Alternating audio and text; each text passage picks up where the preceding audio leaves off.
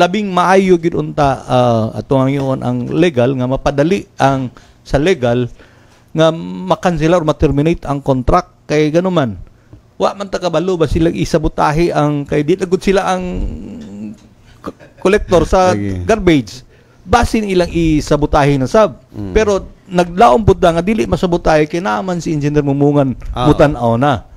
Pero mo lagi na para dili kayo baldado para sa ako nakita magud baldado magud mas maayo gid nga mapadali ang pag-terminate sa contract sa Jumara. Second, mo nang ang committee nato sa Committee on Environment atong tan-awon kung angayon ba i-bayran kung nakatuman ba sila sa ilang scope of works lugar sa sigon sa nalatid sa kontrata.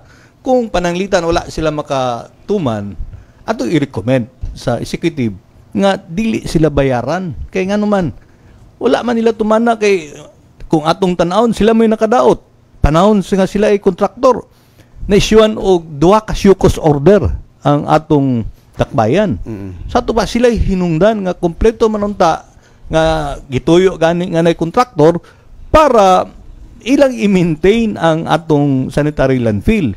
Mo na nga kung mahimo nga kung unsay resulta sa atong pagkuan lugar pag in aid of legislation gyapon kung unsay findings lugar sa committee i-recommend nato kang mayor nga ayaw bayari kay muning mga butang nga wala nila matuman kay na may balanse ang atong budget gid ana para makakita ta og lain kontraktor kay kung makakita ta og lain kontraktor labing maayo gani kung unsay kontraktos collection o sa mga collector niya mo gyapon kontraktor dito para kailangan magsabot gid sila makasinabot sila kay kung lain ang kontraktor sa